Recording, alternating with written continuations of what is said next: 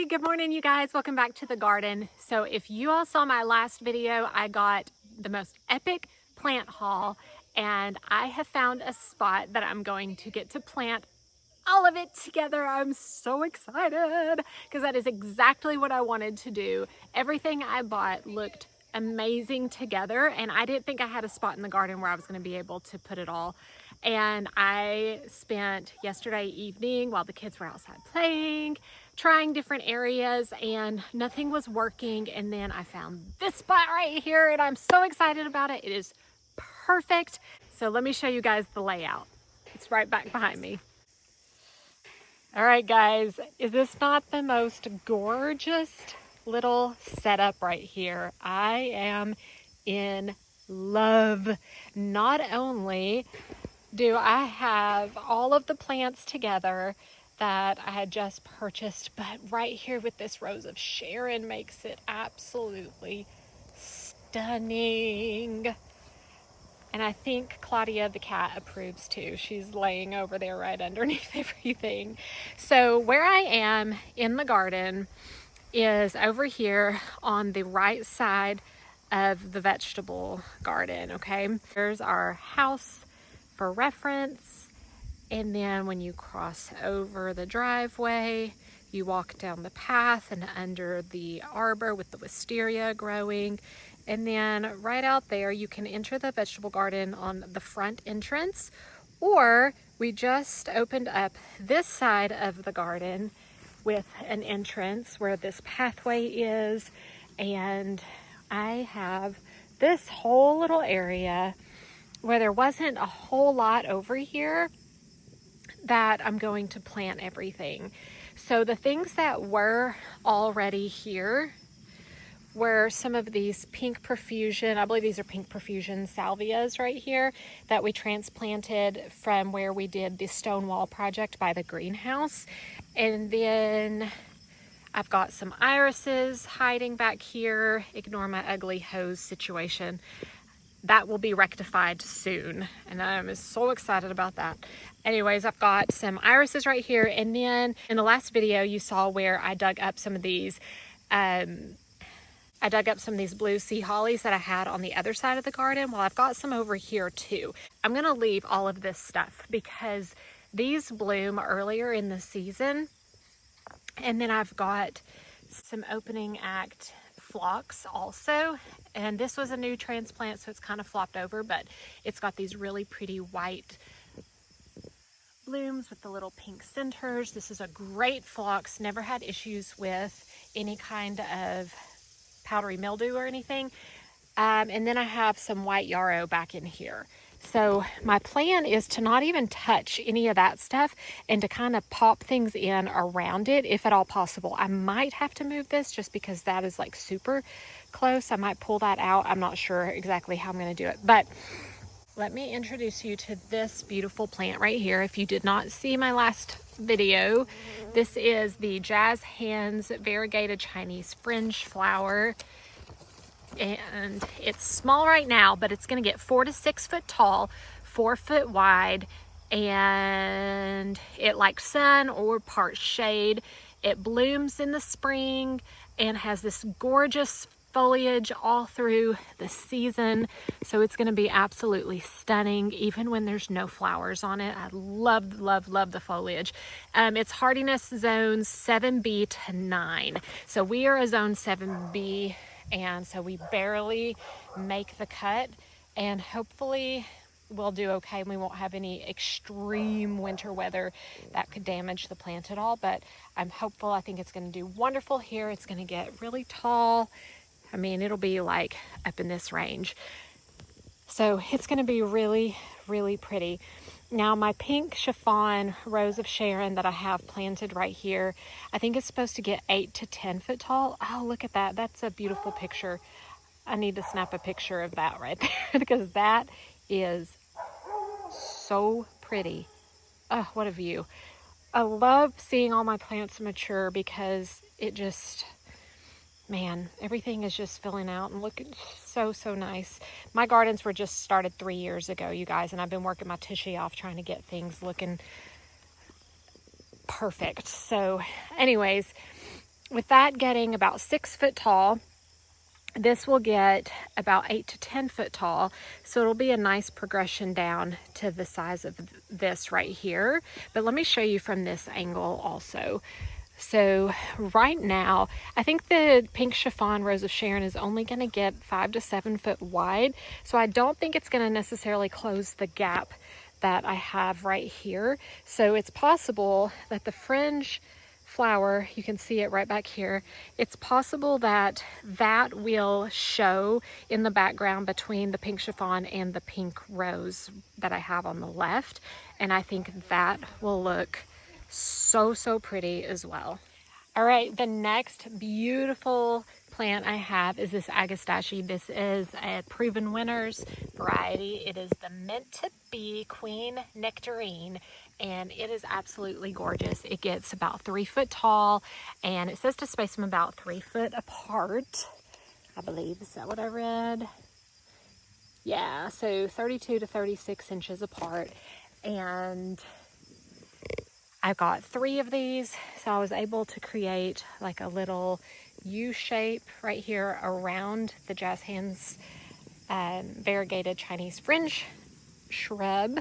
And what I love so much that I think just makes all of this work is that this coneflower has the pink with the orange center, and the Agastache has this nectarine colored flower, but it also has that same shade of pink.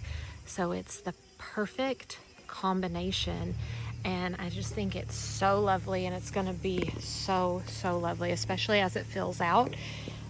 So while we're on the Echinacea, I've got the Prairie Splendor Deep Rose coneflower. This gets 18 to 22 tall. It's got a really large, pretty flower, and it'll be just the perfect step down from these right here. And then in front of it, I have the PowWow Echinacea that stays even shorter than this one, and it's a little bit brighter shade of pink also.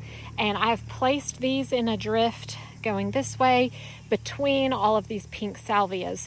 So whenever the Echinacea is not in bloom, the pink salvias will hopefully be in bloom.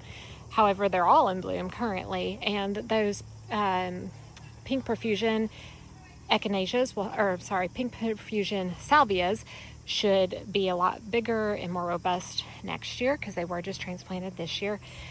But look at how it all just comes together so nicely. And then, of course, I've got my little encore azalea. This one will get about 3 to 3.5 foot tall and wide, and it's evergreen, and I just think it looks gorgeous with all of these other colors, and it'll be nice. This is a perfect solution to hide this situation right here. So this is our drip irrigation for this side of the driveway, and this is our faucet where we just turn it on and off. It also is what we use to run the water hose and to water the super overgrown vegetable garden. We're not going to talk about that, but when I plant this here, it will grow and hide all of this part of it. So it won't get too crazy tall, and it's not going to reach too crazy close necessarily, but it's going to be like a good camouflage, because currently the way this runs, it is at quite an angle, but this will hide it is the goal. I am going to, this is just a solid hose right here. I'm going to chop it off once it reaches the ground, about right here, put an elbow, and then let this be drip hose that runs around the azalea. And I'm probably going to run another line that goes through this way as well, where I currently just have this one. That way all of these plants will get the water that they need, and I think it's all going to work. I think it's all going to work really well together. And then again, the Agastache back here, it gets about 3 foot tall, and so that will hide kind of like the back side of this situation. And then with that, it's just going to be perfecto. So without further ado, let's get these plants in the ground.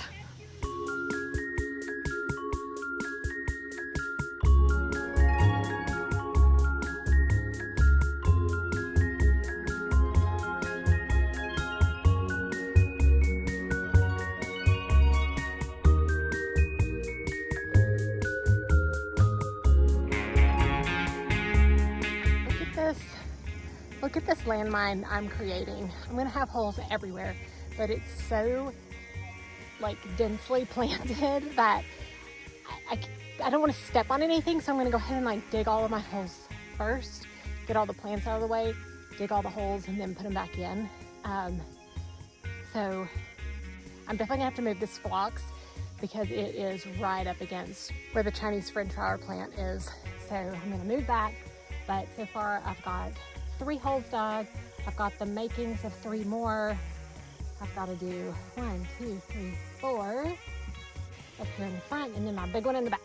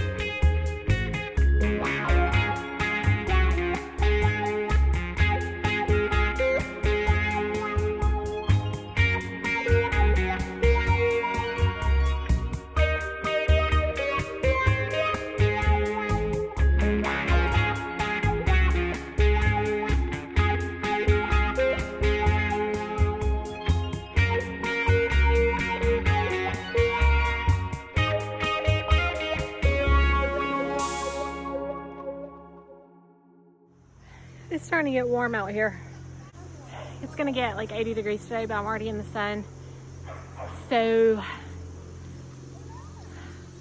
much for a nice, cool, wonderful mornings, because that's over. But my daughter's running in the house to get me a hair tie because I'm pretty filthy at this point. I've got a lot of extra just junk clay dirt that I'm gonna have to remove from this area where I'm planting and replace with some good compost. So the trailer back here behind me, full of my bags of compost that I had bought the other day, I'm gonna take this up to the hill, drop it off where we keep our excess soils and things, and then be able to use the trailer to fill up with dirt, so I'm not doing like loads and loads of these little blue buckets.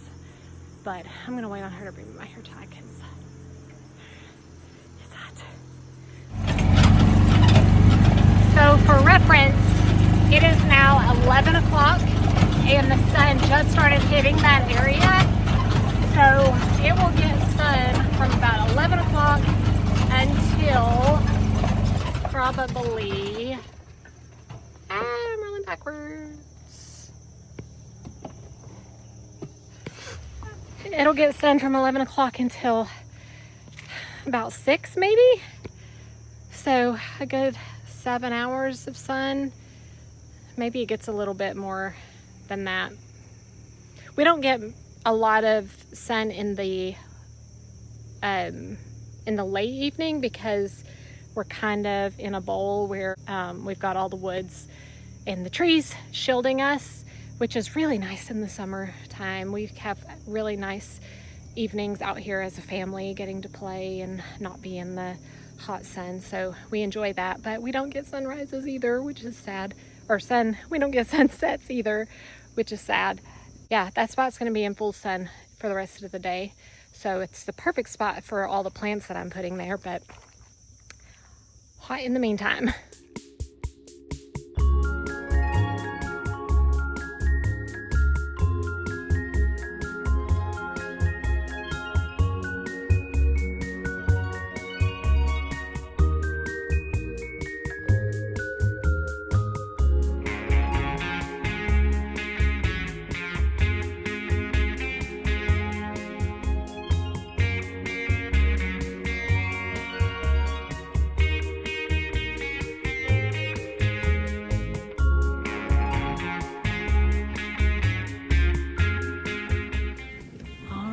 friends. I've got my 4 PowWow Echinaceas in the front. I've got a different variety of Echinacea that stays a little bit taller right here behind those. I've got my Encore Azalea right here that's going to fill out this space really nice. I've got my 3 Agastaches right here, and I've got my Chinese Fringe bush right here. So good! I'm so excited! I'm so excited. This has turned out to be so pretty, and it's not even filled out yet. Like day 1 planting, and it looks amazing. I love it so much. Thank you guys so much for joining me today. I hope that you'll like and subscribe to the channel and click that notification bell so you can see when I have new videos posting each week. And I will see you guys next time. Happy gardening.